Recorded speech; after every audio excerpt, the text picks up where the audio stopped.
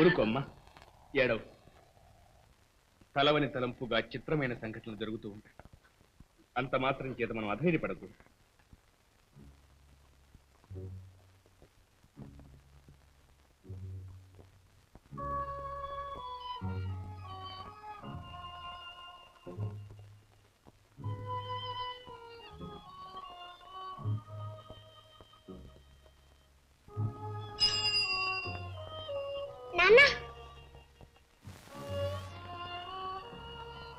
వదినా, ఏమలా చీకట్లో కూర్చున్నారు?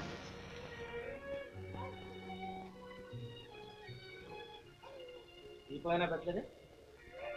దీపం పెట్టే మహారాజును తీసుకుపోయావుగా, ఇక మా జీవితాలకు చీకటి గాక వెలుతురెలా వస్తుంది?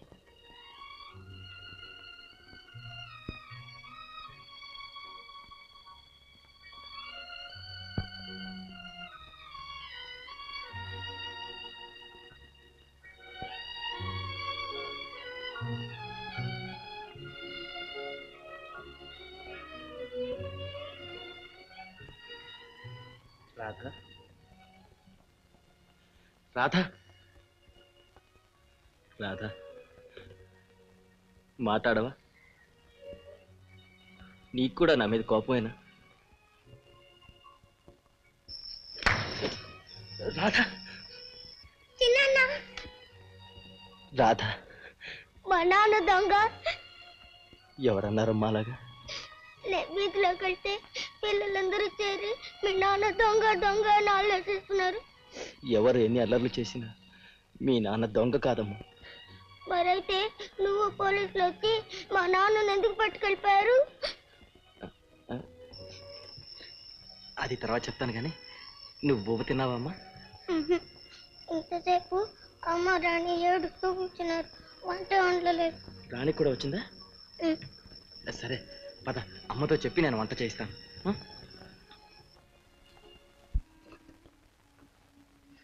వదినా, నా మీద కోపం వస్తే రాధకా శిక్ష. పసిబిడ్డను పస్తులు పడుకోబెడతావా? మాట్లాడే వదినా, నిన్నే అడుగుతున్నాను. మన పస్తులు ఏడుపుల ఆఫీసర్లకు ఎందుకు? ఇన్స్పెక్టర్ గారిని తన గదిలోకి వెళ్ళమని రాదా? ఆయన భోజనం అక్కడికే వస్తుంది. ఏమిటా మాటలు వదినా? మీరందరూ పస్తులతో మాడుతూ ఉంటే నేను భోజనానికి ఇంటికి వచ్చాననుకున్నావా? చేసిన పనికి సిగ్గుతో మొగ్గుతూ నా ముఖం నీకు ఎలా చూపించడమా అని సగం చచ్చి ఇంటికి వచ్చాను. కన్న తల్లి కన్నా ఎక్కువగా నన్ను పెంచి పెద్ద చేసిన నువ్వే నన్ను అపార్థం చేసుకుంటే ఇక నా బాధలు ఎవరితో చెప్పుకోను వదిన. వదిన, మాట్లాడు వదిన. నన్ను క్షమించానని ఒక్క చల్లని మాట చెప్పు వదిన. సరే, నా ముఖం చూడడానికి నాతో మాట్లాడడానికి నీకంత కష్టంగా ఉన్నప్పుడు ఇంకెందుకు ఇక్కడ? నేను పెడుతున్నా. మళ్ళీ నీ ముఖం చూసే యోగ్యత నాకు కలిగినప్పుడే తిరిగి వస్తాను.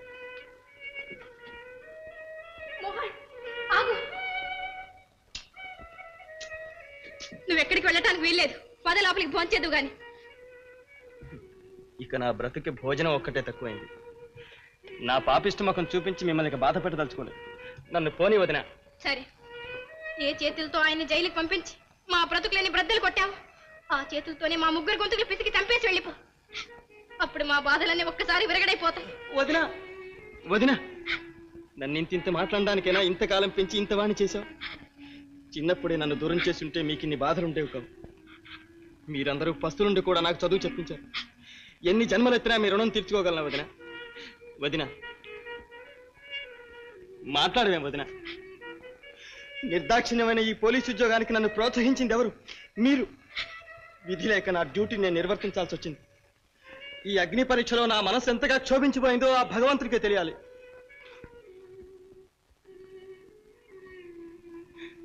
వదినా, ఈ నరకయాత్రలో నీవేనా నన్ను కనికరించి ఆదరించకపోతే నీ పాదాల వద్దే నా ప్రాణం విడిస్తాను.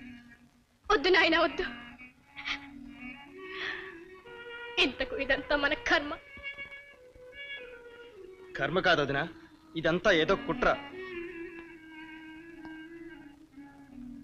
చూడొదినా, అన్నయ్య ఎప్పుడు జీవిత సమరంలో సాహసించి యుద్ధం చేయటమే కానీ భయపడి పారిపోవటం నేర్చుకోలేదని నువ్వే కదూ చెప్పావు. మీ అన్నయ్య నిర్దోష అన్న మాట మర్చిపోయావా మోహన్? చలి జీవనైనా చంపలేని దయార్థ హృదయుడి ఆయన ఇలాంటి హత్యలు చేస్తారు. తన చేతులతో ఎత్తి పెంచిన తన తమ్ముడి తన చేతులకు బేడీలు వేస్తున్నప్పుడు ఆయన మనసు ఎంత బాధపడిందో నీకేమైనా తెలుసా? ఆ బాధ నాకు తెలియకపోతే ఇంకెవరికమ్మా తెలిసేది? అంతేకాదు, అన్నయ్య ఎలాంటి హత్య చేయలేదని అంతకంటే బాగా తెలుసు. కానీ అన్నయ్యకి వ్యతిరేకంగా ఆ దొంగ సొత్తు మన ఇంట్లోనే కదమ్మా దొరికింది. అవును, నిన్న రాత్రి మన ఇంట్లోకి ఎవరో వచ్చి అవి పారేసిపోయారు. నేను అప్పుడే అన్నాను, ఎవరో వచ్చినట్లుంది చూడండి అని. ఆయన వినిపించుకోలేదు. ఎవరో రాక్షసులు ఆయనకి హాని తలపెట్టి ఇదంతా చేశారు. జరిగింది ఏదో జరిగిపోయింది. ఇక విచారించుకో వదిన, ధైర్యం వహించు. సర్వసాక్షి అయిన ఆ భగవంతుడి మీద నీ విశ్వాసాన్ని జారవిడువు. నీచులు మోసం చేసి అమాయకుల బ్రతుకులు చీకటి పాలు చేసినా ఆ సర్వేశ్వరుడు వెలుగు చూపించి ఒడ్డుకు చేర్చకపోడు. అన్నయ్య నిర్దోషాన్ని నిరూపించేదాకా నిద్రపోనని నీ పాదాలు పట్టి ప్రమాణం చేస్తున్నాను. నన్ను దీవించు వదిన.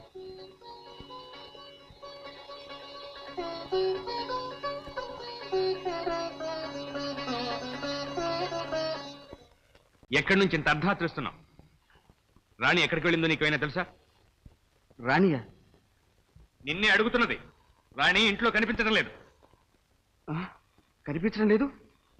అయితే ఇది ఆ మోహన్ గారి పని. వాడి సంగతి నేను తేలుస్తాను. ఎవరు? మోహన? నా మీద చెయ్యి వేశావంటే నా శవమే నీకు తగ్గుతుంది. జాగ్రత్త రాక్షసుడా. రాక్షస వివాహం నీకు ఇష్టం లేకపోతే శాస్త్ర ప్రకారంగానే పెళ్లి చేసుకుందాం. ఏమంటావు? నువ్వు మనిషివా పశువా? రాణి, పాలించు నీ సరసం. సాహసించి శివం ఉండే గోలకు జొరపడ్డావు. ఎత్తు వేసి మమ్మల్ని చిత్రీయాలని వచ్చావు. మా రహస్యం తెలుసుకున్న నిన్ను ఊరికే వదిలేస్తాం అనుకున్నావా? అట్టే బెట్టు చేయకుండా గుట్టుగా నన్ను పెళ్లి చేసుకుని హాయిగా కాపురం చేయి. కాదంటావా? ఖబర్దార్.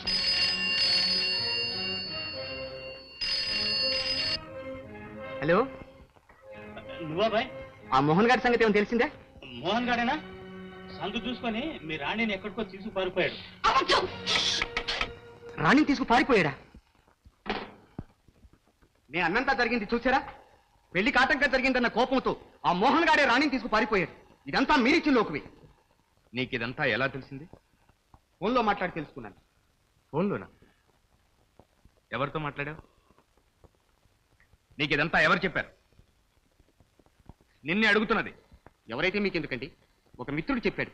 ఎవడా మిత్రుడని అడుగుతున్నాను. అదంతా మీకు అనవసరం. ముందు మీ కూతుర్ని కాపాడి మీ పరువు ప్రతిష్టలు కాపాడుకోవటం ఎలాగని ఆలోచించండి కమిషనర్ గారు. నీవు శృతి మించి రాగాన పడుతున్నావు. ఇక్కడ నుంచి కదలడానికి వీల్లేదు. నేను అరెస్ట్ చేస్తున్నాను.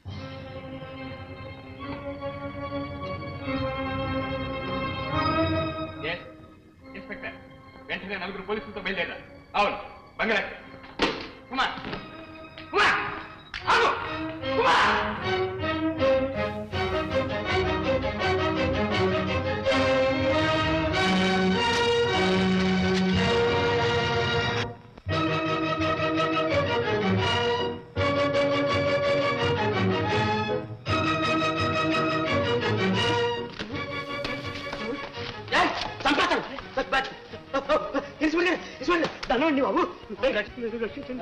ఇక్కడికి వచ్చారా? ఏం జరిగింది? నా మళ్ళీ ఎత్తుకెళ్ళిపోయారు సార్ గారు. ఎవరు? అదే ఆ రౌడీ గ్యాంగ్.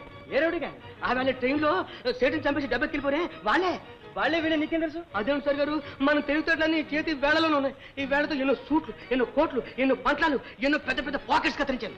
ఆ వేళ సేటుని చంపేసి డబ్బెత్తుకెళ్ళిపోతూ ఈ చేతికి పారిపోయారు. ఈ వేళ నా మళ్ళీ ఎత్తుకెళ్ళిపోతూ నా చేతికి పారిపోయారు. ఆ నొప్పి ఈ నొప్పి, అదే కాలు ఇదో తోలు గనక వాళ్ళే వీళ్ళు సార్ గారు. మరి ఇంకా చూస్తావా? నేను చూస్తానంటే సార్ గారు, మీరే నా వంక చూస్తున్నారు. రండి త్వరగా రండి.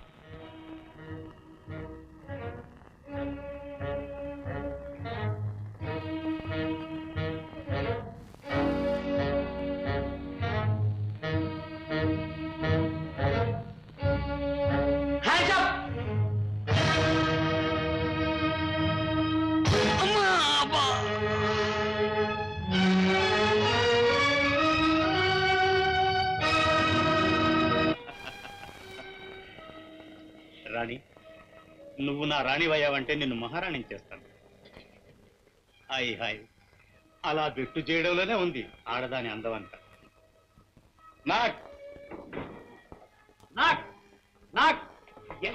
నేను వెంటనే పెళ్ళాడదలుచుకున్నాను. ఏమంటావు? అదేమిటి బా? వెంటనే చేసేసుకోమంటాను. పెళ్లి కావాల్సిన ఏర్పాట్లన్నీ వెంటనే ఓకే బా. ఏం ఏర్పాట్లు బా? అవేరా బాజా బాజంతులు ఎట్సెట్రా. వాళ్ళంతా ఎందుకు బా? గ్రామ్ ఫోన్ రికార్డ్స్ వేస్తే భలే గమ్మత్తుగా ఉంటుంది బా. పోనీ మంత్రాలు చదవడానికైనా ఒక బ్రాహ్మణ్ణి పట్టరంట్రా. వెళ్ళండి. కుమార్ వస్తున్నాడు. సమయానికి వీడొకడా? సరే రాని.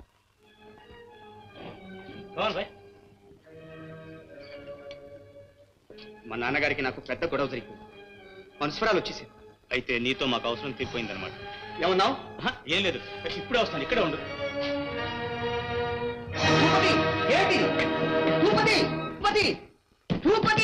ఏంటిది? నోరు మూసుకొని పడుండవా బామర్ది.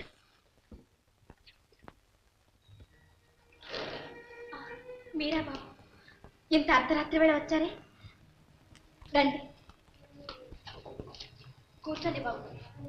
కూర్చోడానికి అవకాశం లేదు. అదేంటి బాబు అంత దిగులుగా ఉన్నారు? మీ రాణి అబ్బాయి కులాసాయేనా? అదేనమ్మా, విషయం అంతా వింటే నువ్వు కూడా బాధపడక తప్పదు. నేను చాలా ఆపదలో ఉన్నాను, మీ సహాయం కోరి వచ్చాను. మీరు తండ్రి వంటి వారు, ఏం చెయ్యాలో చెప్పండి, తప్పకుండా చేస్తాను. ఏం చెప్పనమ్మా, రాణి మోహన్ ఉన్నపాటున మాయమయ్యారు. ఏమిటి?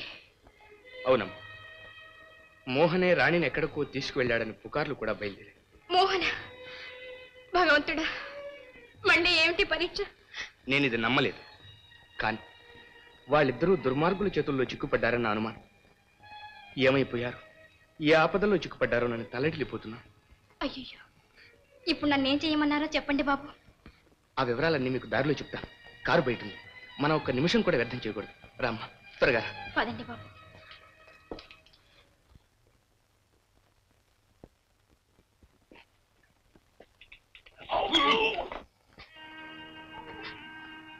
లక్ష్మి, బాబు బాబు బాబు, ఇక్కడ తీసుకొచ్చా. ఈ స్థితిలో ఇక్కడికి రాక మరి ఇంకెక్కడికి వెళ్ళమన్నారు? ఏం జరిగింది లక్ష్మి?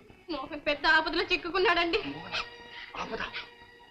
అవును, ఆ దొంగలు మోహన్ ని రాణిని కూడా మాయ చేశారు. దొంగల? ఎప్పుడు లక్ష్మి? రాత్రి. రాత్రి దొంగలు మాయించేశారు, నా తమ్ముడిని మాయించేశారు. వాడి కర్మ.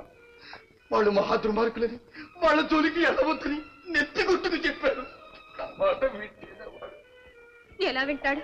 మీ తమ్ముడేగా, మీ మొండి బట్టలు మీవే గాని నా మాట ఎవరు వింటారు? అయితే పోలీసులు ఇంకా వాళ్ళ దాడ తెలుసుకోనే లేదా? దొంగల జాడలు తెలిసిన మీరు కూడా మాట్లాడకుండా ఊరుకుంటే ఎవరు మటుకు ఎలా తెలుసుకుంటారు? నా మాట వినండి, ఇప్పుడైనా జరిగినదంతా అధికారులకు చెప్పండి.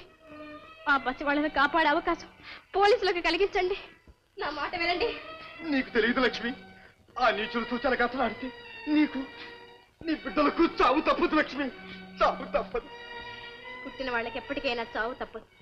మీ పెళ్ళాం బిడ్డల మీద మమకారంతో నిజాన్ని కప్పిపుచ్చి అన్యాయాన్ని అధర్మాన్ని విచ్చలవిడిగా తిరగనిస్తారా? తోబుట్టిన వారి కంటే మీకు ఆప్తులు మరెవరున్నారండి? ఒకే రక్తాన్ని పంచుకు పుట్టిన మీ తమ్ముడి రక్తాన్ని లంచమిచ్చి మమ్మల్ని రక్షిస్తారా? మరణ సమయంలో మీ అమ్మగారికి ఇచ్చిన మాట ఇదేనా? ఇదేనా? నా తమ్ముణ్ణి పెంచి పెద్దవాణ్ణి చేసి నాన్నగారంతటి వాణ్ణి చేసే బాధ్యత నాదమ్మా. మాట్లాడరేమండి, మీరింత స్వార్థపరులని నాకు తెలియదు, ఇంత తిరిగి వాళ్ళని కూడా నేను అనుకోలేదు. లక్ష్మి,